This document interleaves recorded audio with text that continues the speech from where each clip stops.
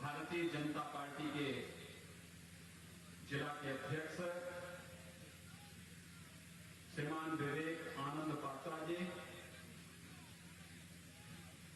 लोकप्रिय सांसद डॉक्टर सुभाष सरकार जी, जिला सचिव श्रीमान दीपक धर्म सिंह जी, श्रीमान सुदीप पाल जी, रायपुरा से भारतीय जनता पार्टी के प्रत्याशी श्रीमान सुभाष जी, प्रत्याशी रानीगंज श्रीमान खुदीराम टुडू, प्रत्याशी तालडांगर श्री श्यामल सरकार, मंडल अध्यक्ष श्री सुभाष डांगर, युवा मोर्चा अध्यक्ष श्री पप्पा चटर्जी और भारी संख्या में यहां पर उपस्थित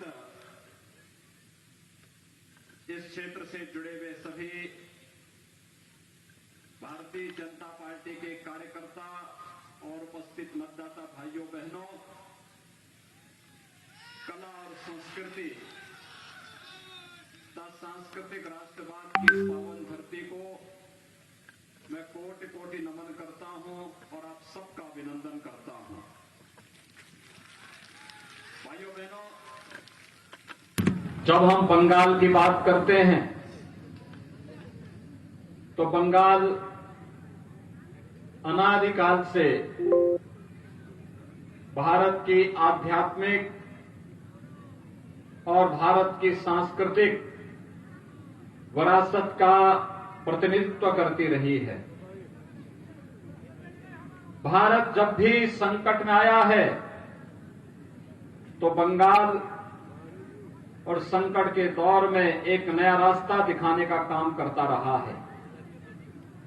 लेकिन आज बंगाल की अस्मिता स्वयं खतरे में है और इसलिए बंगाल के साथ जुड़ने के लिए और बंगाल फिर से परिवर्तन का वाहक बन सके, इस दिशा से आप सबका आह्वान करने के लिए विधानसभा चुनाव के बहाने ही हमें यहां पे आने का अवसर प्राप्त हुआ है। मैं इस अवसर पर आप सभी का हृदय से अभिनंदन करता हूं, स्वागत करता हूं। भाइयों बहनों, बंगाल की धरती पर हम सबको गौरव की अनुभूति होती है। याद करिए, बंगाल की ही धरती ने महान संत रामकृष्ण परमहंस को इस धरती ने ही भारत को दिया था। बंगाल की धरती ने स्वामी विवेकानंद को इस देश को दिया था, जिन्होंने वैश्विक मंच पर जाकर के कहा था कि गर्व से कहो हम हिंदू हैं। इसी धरती पर पैदा होने वाले स्वामी विवेकानंद ने एक घोष वैश्विक मंच पर करके भारत की सनातन आस्था को एक नई मजबूती देने का कार्य किया था। और यही नहीं, तुम मुझे खून दो मैं तुम्हें आजादी दूंगा, इसका अमर घोष करने वाले नेताजी सुभाष चंद्र बोस की धरती भी बंगाल है। इस देश के अंदर भारत आजाद भारत का राष्ट्रगीत और राष्ट्रगान देने वाली धरती भी बंगाल ही है और इसलिए बंगाल की धरती को मैं कोटि कोटि नमन करता हूं। भाइयों बहनों, आज बंगाल जो अध्यात्म और सांस्कृतिक राष्ट्रवाद की धरती रही है, आज इस बंगाल की धरती पर ममता दीदी के नेतृत्व में चल रही टीएमसी की सरकार जय श्री राम के बोलने पर प्रतिबंध लगाती है। उन्हें नहीं मालूम, अभी मैं पुरुलिया में था। पुरुलिया में मुझे बताया गया कि पुरुलिया और उसके आसपास के क्षेत्र में जो पहाड़ी है उसका नाम ही अयोध्या हिल है। और कहते हैं मर्यादा पुरुषोत्तम भगवान श्री राम माता सीता के साथ एक दिन उस पहाड़ी में रुके थे। ये स्मृतियां हजारों वर्षों के बाद भी हमारे सामने है। इसका मतलब राम को हमारे जीवन से कोई अलग नहीं कर सकता है। जो भी राम से हमें अलग करने का प्रयास करेगा उसे सत्ता से वंचित होना पड़ेगा। और ममता दी ने तय कर लिया है कि अब बंगाल की जनता उन्हें बर्दाश्त नहीं करेगी जब उन्होंने राम का विरोध करना प्रारंभ कर दिया है। वैसे वे पहले भी इस प्रकार का कार्य करती रही है। बंगाल की धरती पर दुर्गा पूजा पर प्रतिबंध लगाने का काम भी उन्होंने एक समय किया था और उस समय कलकत्ता हाईकोर्ट को कहना पड़ा था कि जैसे उत्तर प्रदेश में दुर्गा पूजा हो सकती है तो बंगाल के अंदर क्यों नहीं हो सकती है, बंगाल के अंदर भी ये होना चाहिए। भाइयों बहनों, आज पूरा देश मोदी जी के नेतृत्व में विकास की नई ऊंचाइयों को प्राप्त कर रहा है।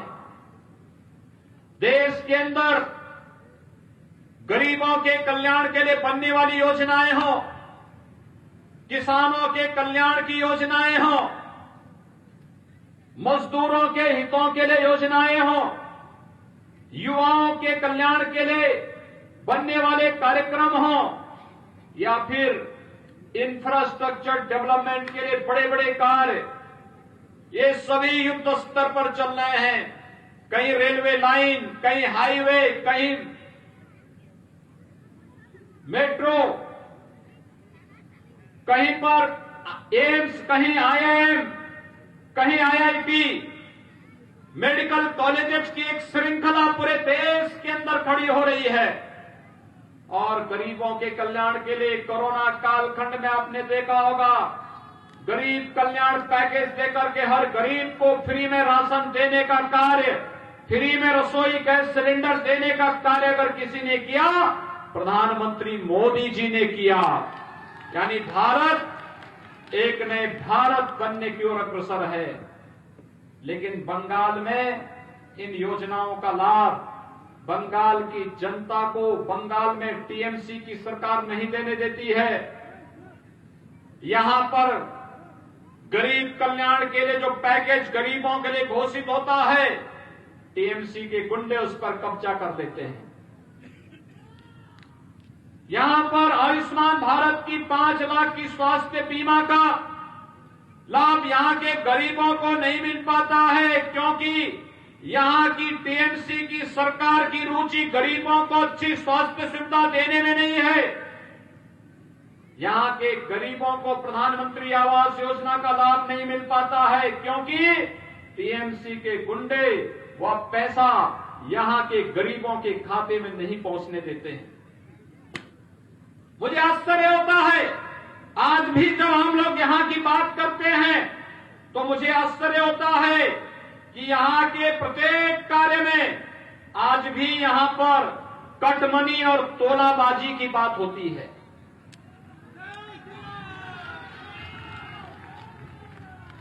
ये तोलाबाजी और कटमनी ये कांग्रेस, कम्युनिस्ट और टीएमसी तीनों के संस्कार का हिस्सा है।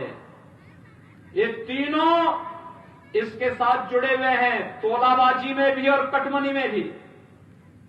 मोदी जी ने डीबीटी की बात की कि गरीब का पैसा गरीब के खाते में सीधे जाए, इसके लिए जनधन अकाउंट होना चाहिए।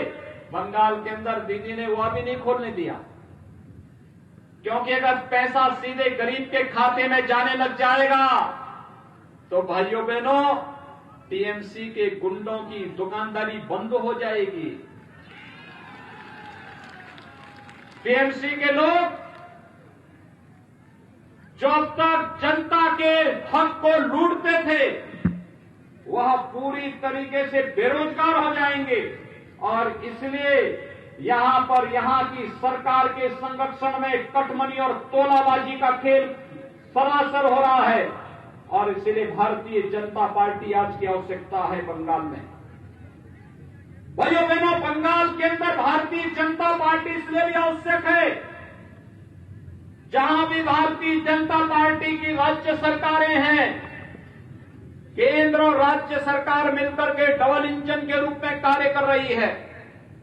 उत्तर प्रदेश के अंदर पिछले 4 वर्ष के अंदर भारतीय जनता पार्टी के नेतृत्व की सरकार है और 4 वर्ष में भारतीय जनता पार्टी ने उत्तर प्रदेश के अंदर भारतीय जनता पार्टी की सरकार ने 4 वर्ष के दौरान 40 लाख गरीबों को मकान देने का काम किया है। 1 करोड़ 38 लाख गरीब परिवारों को विद्युत का कनेक्शन दिया है। 6 करोड़ गरीबों को आयुष्मान भारत की स्वास्थ्य बीमा का कवर दिया है। 2 करोड़ 42 लाख गरीबों को प्रधानमंत्री किसान सम्मान निधि का लाभ दिया है। 4 वर्ष में 30 नए मेडिकल कॉलेज उत्तर प्रदेश के अंदर बन रहे हैं। प्रदेश के अंदर हेल्थ इंफ्रास्ट्रक्चर को इतना मजबूत किया गया है कि आज उत्तर प्रदेश विकास के पैमाने पर दुनिया के सामने, देश के सामने एक नई मजबूती के साथ सामने आया है। यह काम बंगाल के अंदर भी हो सकता था, लेकिन न कांग्रेस ने किया, न कम्युनिस्टों ने किया और न ही टीएमसी ने किया है। और यह कार्य बंगाल के अंदर भी हो, यही कहने के लिए मैं आया हूं कि भारतीय जनता पार्टी बंगाल की आवश्यकता है और बंगाल की धरती पर भारतीय जनता पार्टी की सरकार आनी चाहिए। विधानसभा चुनाव में यही हम सबको तय करना है। भाइयों बहनों,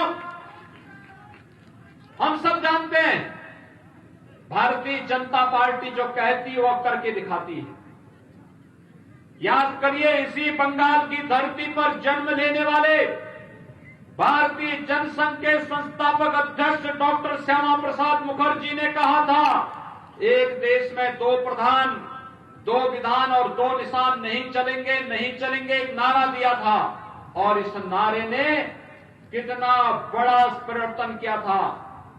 1950 में जब कांग्रेस ने जबरदस्ती 1952 में देश के संविधान में जबरदस्ती धारा 370 को जोड़ करके देश के अंदर आतंकवाद का एक नया बीज बोने का काम किया था, भारतीय जनसंघ के समय में भारतीय जनता पार्टी का आह्वान था, एक देश में 2 प्रधान, 2 निशान और 2 विधान नहीं चलेगा, नहीं चलेगा।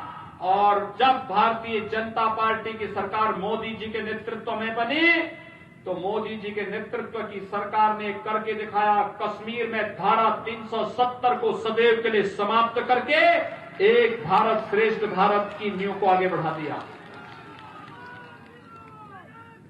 आज आप जान रहे होंगे, कश्मीर में आतंकवाद की जो अंतिम कील थी उसको भी ठोक करके एक आतंकवाद की ताबूत को हमेशा के लिए समाप्त कर दिया है।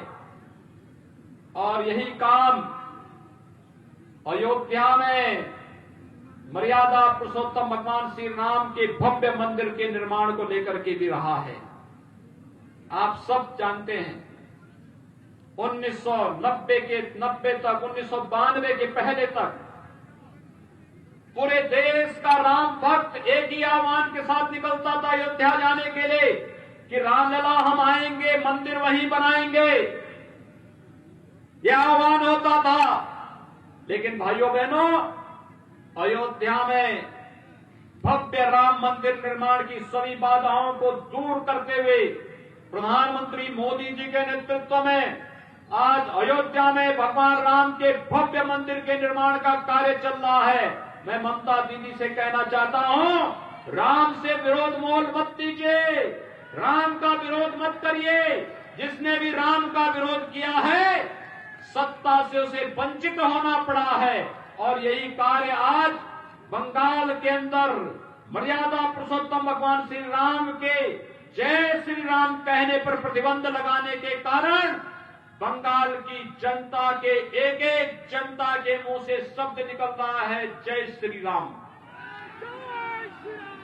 और इसीलिए राम का विरोध करने वाले के लिए क्या होता है, या उत्तर प्रदेश में भी राम विरोधी सरकार थी, आज उसका कोई अता पता नहीं है। और ऐसे ही जो राम विरोधी स्वर टीएमसी के द्वारा यहां पर निकाला गया है, आज जनता उसकी प्रतिक्रिया व्यक्त कर रहा है। जनता के द्वारा अपने संबोधन में और अपने सामान्य शिष्टाचार में भी जय श्री राम का उद्बोधन करके जो अभिवादन का एक नया कार्य बंगाल ने प्रारंभ किया है। वैसे भी हमारे देश में तो गांव देहात में हम लोग मिलते हैं, राम राम कहते हैं, कोई उद्घोष करते हैं, जय श्री राम कहते हैं, और जब किसी प्रियजन की अंतिम यात्रा निकालते हैं तो राम नाम सत्य है कह करके ही निकालते हैं। राम हमारे श्वास श्वास में रमे हैं। राम से, हमसे अलग राम को कोई नहीं कर सकता। लेकिन बंगाल के अंदर जबरदस्ती राम का विरोध करके यहां की सरकार अपना हिंदुओं की भावनाओं के साथ खिलवाड़ करने का कार्य कर रही है। लेकिन ये कार्य नहीं हो पाएगा। भाइयों बहनों, मैं आप सबका आह्वान करना चाहूंगा, बंगाल टीएमसी के गुंडों से मुक्त होना चाहिए और टीएमसी की गुंडागर्दी बंगाल के अंदर बंद होनी चाहिए।